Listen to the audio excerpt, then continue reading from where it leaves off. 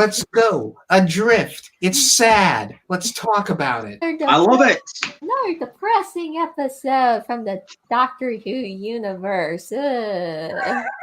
Okay, I'm going to let one of you guys go first. And Lucy, you had that whole Facebook thread that you did, reacting to the episode. I was trying to be a bit overdramatic just to be funny. But yeah, my feelings on Reese aren't very good, though. Okay, you know what? I said I was going to let you guys go first. I have to formally apologize because I understand now. I get it. I've spent so long beginning of this show taking up for Reese, you've been being too hard on him. No. And you know what it is? I had not seen this episode until last night. And I feel like if this episode was anywhere in my memory, I would be 100% in agreement with you. Not knowing that this was coming, ooh, ooh, ah, ooh. And it's so sad because where we end the episode with Reese and Gwen, I think that really works. If you forget that whole argument in the middle is way too harsh for no reason. Sometimes I hate you. The whole point in the middle where he, she's being a bit of an ass, where she kind of blows up at him. She's like, can you quit talking, You can tell something's wrong. She finally just says, I can't have kids. This is stupid to even talk about it. And then he just gets his voluntary anger. It's like, sometimes I hate you. I'm sorry. It's just this thing at work. I don't care. You got a problem at work? You sort it at work. Wow. First of all, that's never the response. If your partner is like, I can't have kids or I don't want to have kids, you should never immediately after that statement say, I hate you. No, we don't do that. Yeah, it's really gross. The whole thing about him having kids in the first place, it's all his idea. It's all his pressure. The episode ends with her walking into the house, him walking into the house and her going, we can do whatever you want to do. It's not, I've changed my mind and I feel like I want to talk about this. No, we can talk about whatever. It's maybe a bit problematic. Whatever you want is what we can do.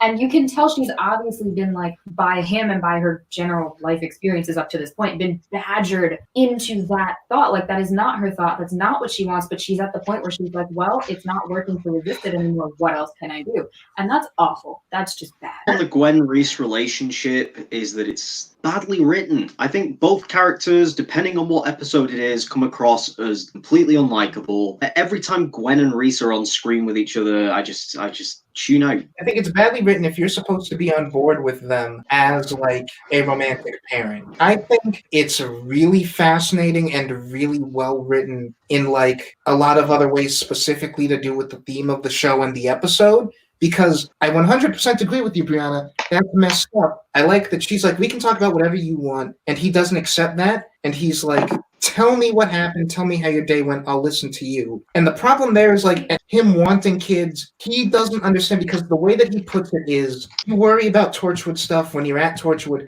When you're with me, we talk about real life. He doesn't understand that those two things are the same thing. He thinks of oh, you hunt aliens. Okay, I can accept that. This side of reality, and this is actual reality.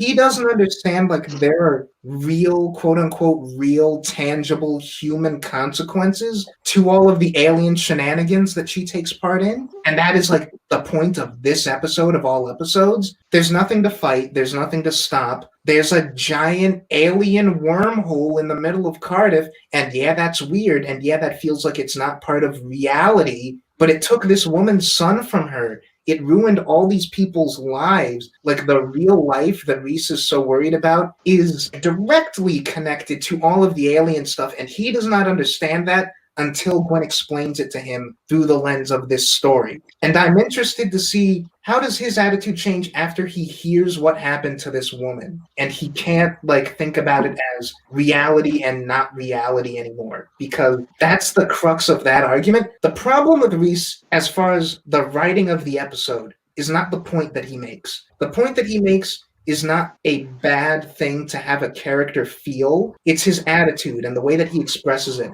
That's just terrible. Again, it's the tone of that argument that is the problem. If they're both coming at it from the same place, but it's not so harsh and needlessly angry, I think that's a great scene, and it's a great setup for that finale. The problem is that it's so over the top, like anger fueled, and like I don't understand why he reacts that strongly. It's literally right after she tells him that she doesn't want to have kids. He has that reaction. It's like, ooh. It's not I don't want to have kids on the principle of I don't want to have kids. I'm working a very dangerous job and they could die. And Reese is like failing to link that together in his brain as a solid point. What I really want to like about the ending scene is that it's a great contrast because Chibnall wrote this episode, and like I'll go into that in a bit. It's a great contrast to, I think I'm right when I say it's the ending of Countryside, where that's the one with the cannibals. That's the first episode where Gwen is like really, oh my god, this job is terrible. The things that I experience sometimes are just the worst. And the worst part about it is that I can't talk to anyone. We end that episode with her sleeping with Owen because she can't go to Reese. Reese would never understand. No one outside of that team would ever understand what they do, what they've got going on, and like the toll it takes. I like this ending between her and Reese is like the more uplifting side of that. In your Facebook thread, Lucy, you mentioned that maybe the point of this episode is just like don't try to help anyone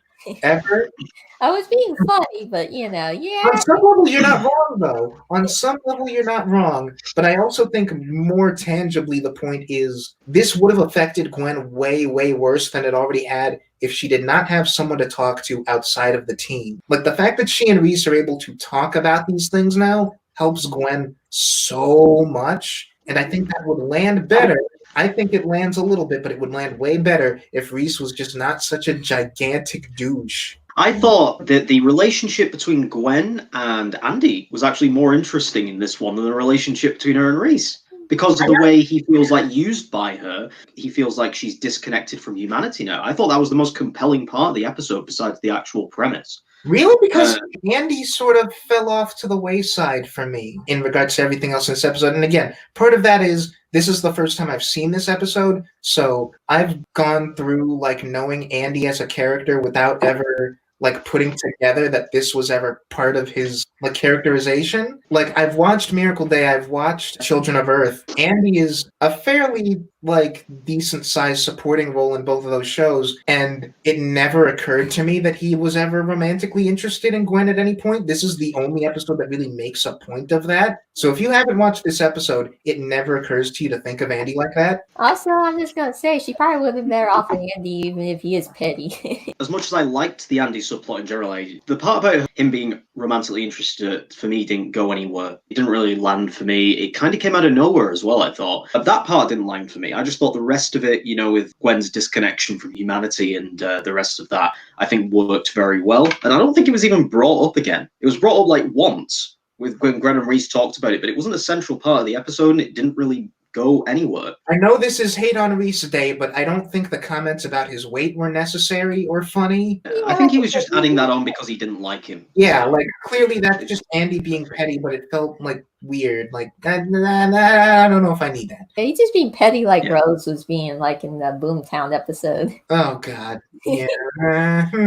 Speaking to like the subject of her being disconnected from humanity, I honestly feel like this episode is maybe making a point about the opposite of that. I've been consistent with like since the beginning of this show, Gwen has been the bleeding heart of this team and like the one person who's always kind of thinking on the level of like empathizing with the victims and trying to see things from the more human angle. She's the one who's the least procedural about it compared to everyone else. This episode kind of paints that as maybe an instinct that she has to curb. Where again, with like the fact that you're maybe not wrong, Lucy, about how this episode is saying sometimes you just shouldn't try to help people. I've been consistent with this since we started talking about this show. It's fascinating going through these episodes in a time where Chris Chibnall is running Doctor Who, because I don't think you can argue that Chris Chibnall's Doctor Who work, whether you want to say it's well written or not, consistently is very hopeful and very optimistic and very pro-humanity and it feels like this show is where he's dumping all of his cynicism. And I think all it could of be because Russell T Davis is actually the main driving force behind the creative. I don't know whether it's confirmed. I don't know how much influence Russell over the show, but he was the producer of the show and he wrote the first episode. He created the show. I don't know how much of it is like Davis and how much of it is Chibnall. I feel like that tone is consistent throughout this show, but in Chibnall's episodes especially, like this and Countryside in particular, the ones I'm thinking of, it's straight up just sometimes reality is just terrible and sometimes the human condition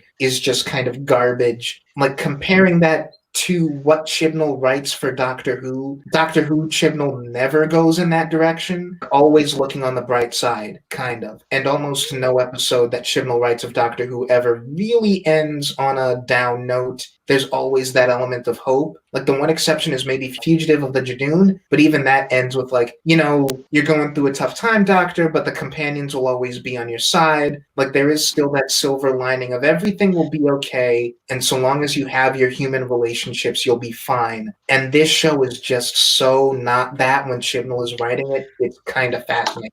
Well, that's why I think Davis had more of a direction. The general tone of the show, and Chibnall, of course, I think he went all in on it, and I think he did a good job with that. But I think it's Davis's idea for the general tone of the show. If you look at any of Davis's work for Doctor Who, I think cynicism is like a consistent factor throughout his episodes as well. So it does feel more like Russell T Davis's show than Chris Chibnall's, even though Chris Chibnall was the head writer. That's just the impression I get from it. And I think he did a good job at going all in on that tone. But I think considering Russell T Davis was the producer of the show and the creator of the show, I think he maybe has a bit more creative influence. It's just my interpretation of it. I don't know if it's actually true or not, but there you go. That's the thing about show running, though. You don't really know like how much influence. Like for me, I think like the new show seems like it's being very heavily influenced from the showrunner, but that's just my guess. It just seems like he's kind of micromanaging a little bit. He's co-writing like half of the episodes. As far as this episode goes, I think it's a hell of a lot better than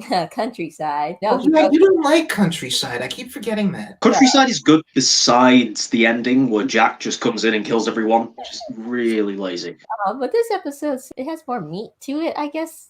Best way to put it, like not literal meat, because Countryside was full of meat. There was a Torchwood episode called Meat. I mean, they can't have more than meat than that.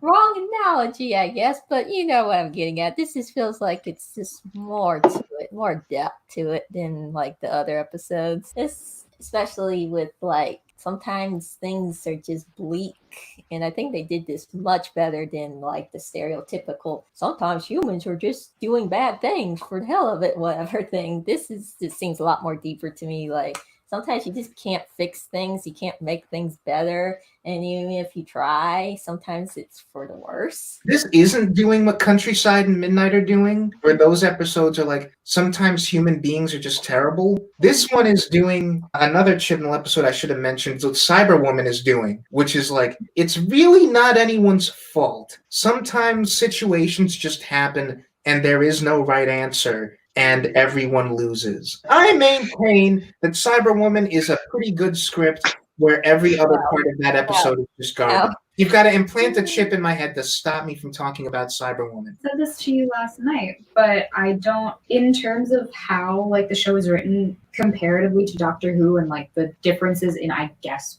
tone. In Doctor Who, first of all, you are, in both shows, you're dealing with like an entire galaxy, but only the Doctor really has access to several galaxies, several universes, all this other stuff. Torchwood does not have the scope, the means, the ability to actually even attempt to save everyone. They can like do what they can in Cardiff and pretty much only Cardiff because they're a very, very small operation. They are not the Doctor. The Doctor can actually go somewhere and be like, I'm going to save this planet, or I'm going to save this entire race of beings, or he can do that because he has the power and they have the room to do that. Torchwood does not have the room. Torchwood could never be a show about trying to save everyone all the time because none of those characters are able to do that at all. Unless it's off screen in a Doctor Who episode where we mention them going to the Himalayas. She makes a good point because, like you said, it's not the same thing. The Doctor has more access to stuff, so it has to be kind of a darker tone if they want to be more realistic with it. I suppose centered in This is one the most location. realistic show about aliens I've ever seen, probably. I want to dispute you on that, but no examples are coming to mind immediately. I'm sure I could think of one, though. The film Arrival is the best,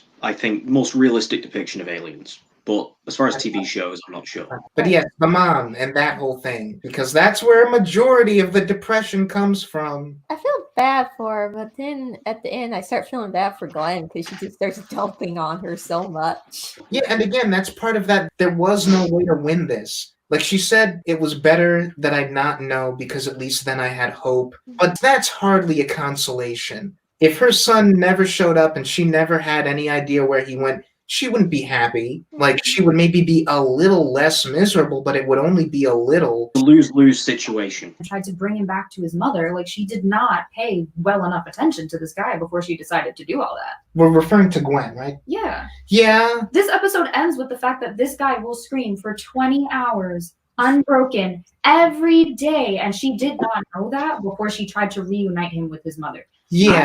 I don't know what she thought, but it was incorrect. It was wrong. It was kind of convenient that she just happened to meet him when he wasn't doing his screaming, and nobody at that place that he was at told her about that or about the mom. I really actually hated how vague that nurse was. Her and Jack never explained anything. They could have told her that. Yes. But no, she brings the mum down and then she has to see that. And that's what it results in the ending of the episode, which is actually pretty effective. But I do think they made a bit of a jump to get there. Or something, this is why you can't take care of him. He's too much for you or something like that. But instead, it's like he screams for like 20 out of 24 hours of the day. Okay?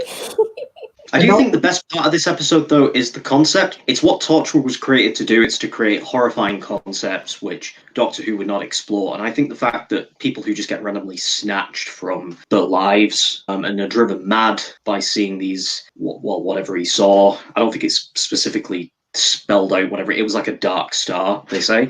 Screams for 20 hours, is physically deformed, he's aged. It's just such a depressing concept. And I think it's handled very well. The fact that the mother, originally she's like, not knowing is the worst thing. By the end, she's like, I wish I didn't know. And I think that's the most powerful part of this episode, that it actually deals with how horrible a concept that is. Like, one, I think we're meant to assume based on what he said that he got taken to another planet that was like in the middle of its whole galaxy dying. Like, yeah, you would be pretty screwed up if that happened to you. Or maybe he was in the future of Earth. I'm not sure. The point is, whenever he ended up, the last planet in a galaxy that had like gone supernova already. And so just everything's freaking burning. Secondly, just to the scene with the mom, I think that whole scene is great after the bit where she is like, that's not my son. Yeah. Like, that part felt forced to me. The reason why these people, the way they are, is because they got transported to an alternate reality and watched Orphan 55. To further Rob's point about the horrifying nature of this concept, again, we don't resolve anything. Right now, in the context of the universe of this show, this is still happening. It never stops. It's really even more existentially horrifying than I think the episode knows, because not a single person in this town is ever completely safe. No one. Not a single man, woman, or child living in Cardiff in the Doctor Who universe will ever actually be 100% safe again. Their lives could be over in an instant at complete random. There was an episode, because I feel like Clara was there, where there was like a rift in an old English town. The Unquiet Dead? Yeah, I think that's it. I think this is, so that is Rosie. That is the rift. That's the only episode where the rift appears in Doctor Who. First of all, it's always Cardiff, so no one in Cardiff has ever been safe, ever, ever, ever.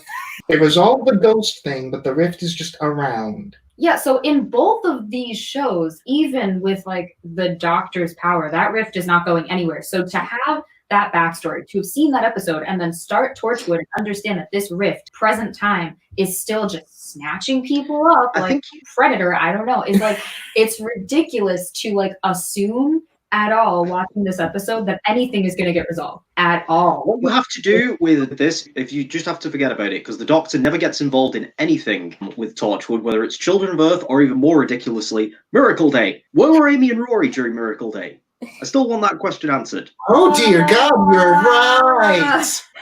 Oh no. Rory probably died 5 times in that series. That's not wrong. He was probably so used to it that they just didn't like feel bothered. Rory, dead again. You can tell that it's not just a regular depressing and dark episode, but a real depressing and dark episode of Torchwood if we have voiceover narration from Gwen. It's in this episode. It's in Countryside. It's in, whenever this show gets real heavy, Gwen is going to narrate over some of it. Like in her emo stage. By the time this show was over, I wasn't even that fond of Gwen. I think I liked Gwen for the first 2 seasons of this show, and then after that, I just could not. Well, this is weird. I liked Gwen more in this episode than I did in Something Borrowed, where she's just horrible. Like throughout the whole thing. Last episode, she was trying to bang Jack, and for some reason, Nick thought she wasn't, even though she was literally coming on. Oh no, they were absolutely up prevented. They were sleeping together. They were. I told you. Leave her to her devices, and she will go. To be fair, everyone who interacts with Jack ends up wanting to bang him. That's the whole character. It's Fair the enough. pheromones. The pheromones. I mean, he is quite the specimen. And he got his obligatory shirtless scene in this episode. Yeah, well, yeah, we gotta talk about that. We have, or they do have like a sex on the table or something. Because, you know, where else would you have sex? I mean, you know, don't lock the door or anything. He's standing up. I had a really mean note, or like a really mean observation, which is that when we find Jonah again, my first thought was that he looks like the Toxic Avenger. We probably should cut that out. I thought he No. looked like a soft.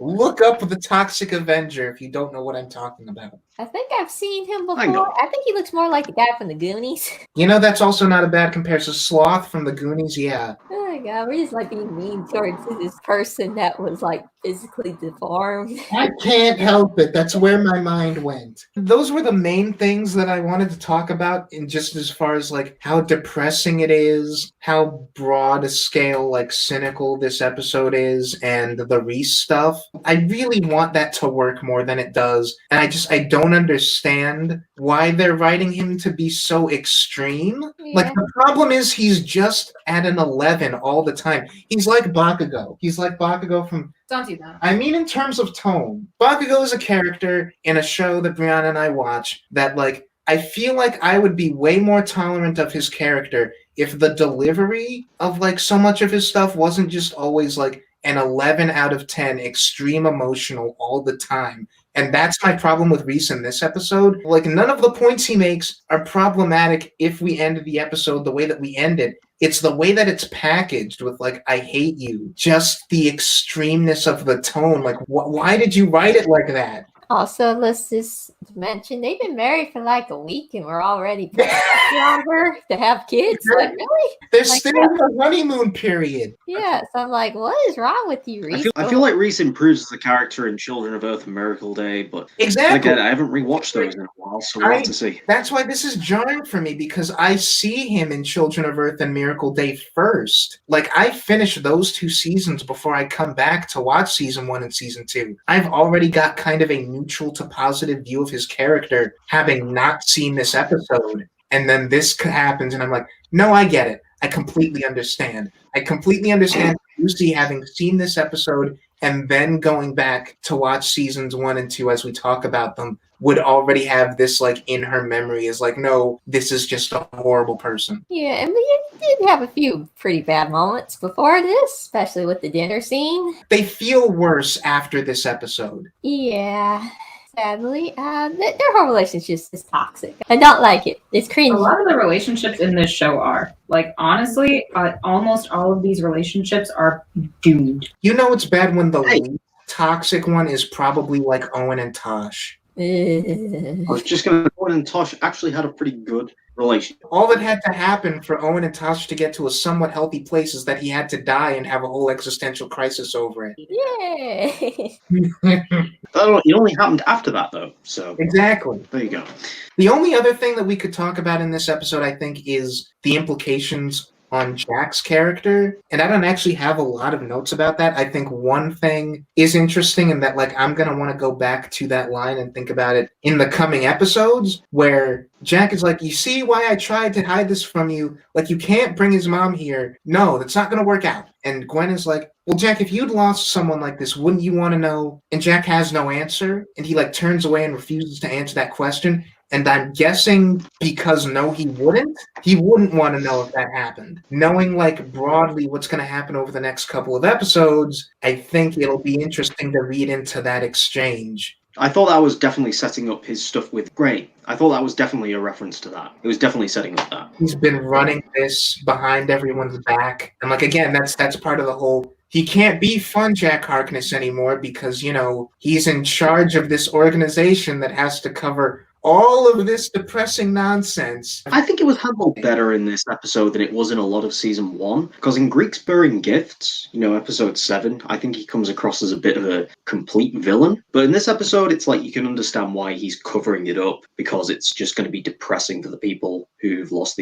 these people to... He's being a pragmatist. I think what the show is always trying to do with him, and it comes off a little too often like he's just being a jerk. But no, he's thinking practically. In this episode, I think it's done well. Yeah, I like the conversation where Gwen is like, well, I'm trying to look into this missing persons case. Realistically, what do you want us to do? Tell me what you want me to actually do. And Gwen has nothing. This is the situation that we're in. You got to separate yourself from your emotions for a second and think about what can you do that makes sense. Bringing his mom over here is not going to end well. Jack calls it. He's like, this is a no-win scenario. It makes no sense for you to try this.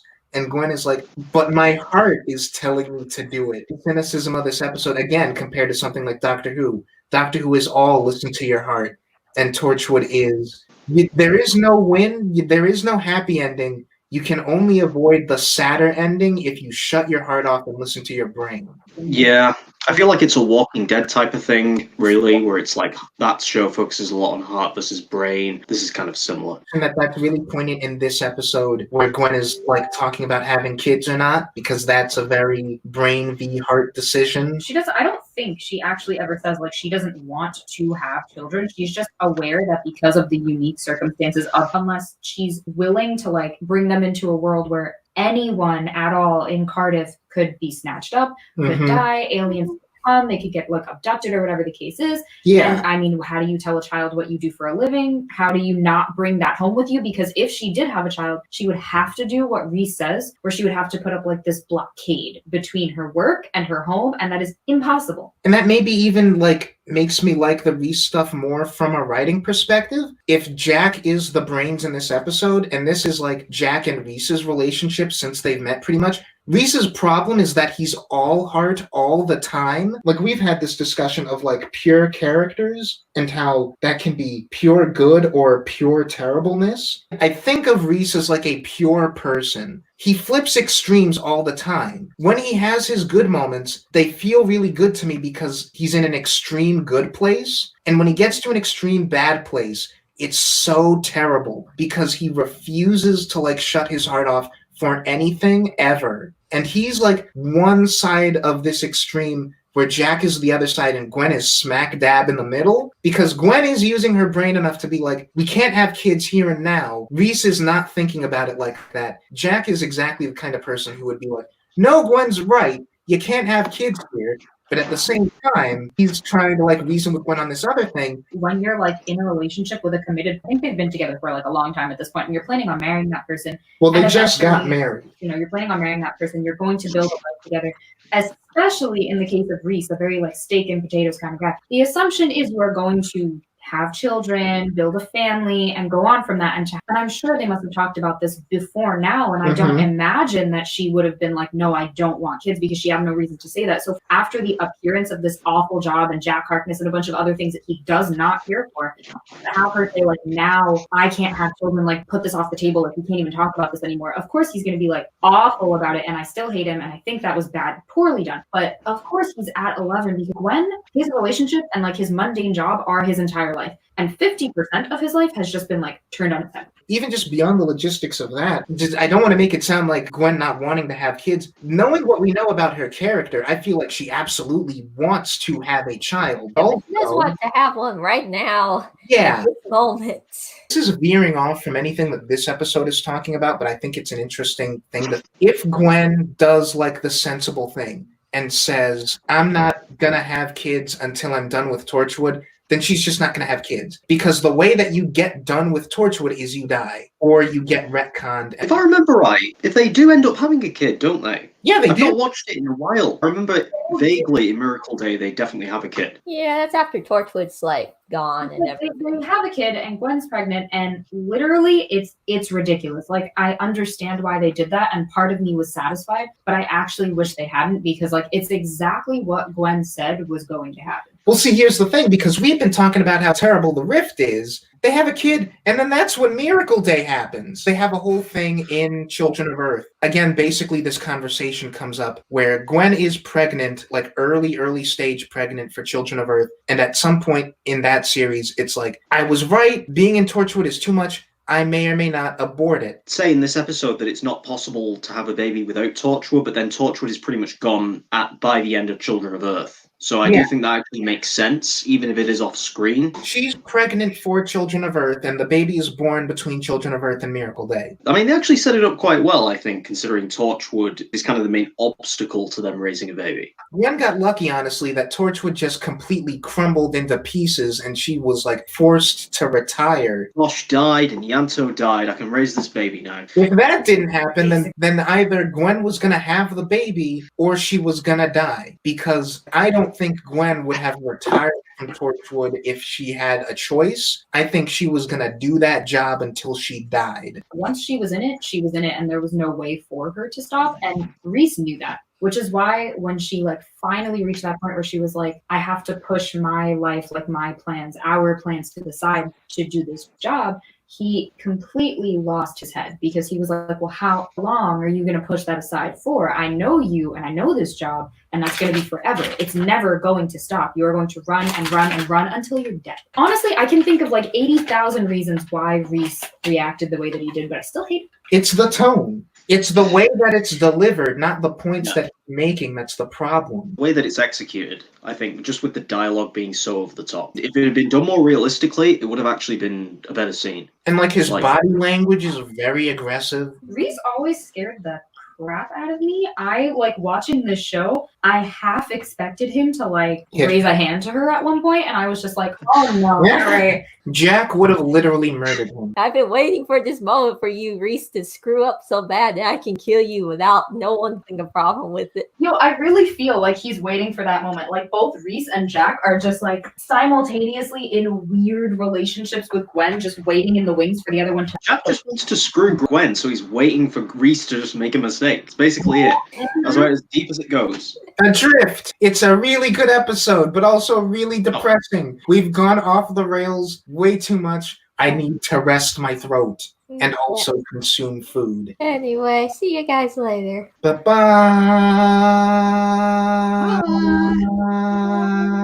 Bye.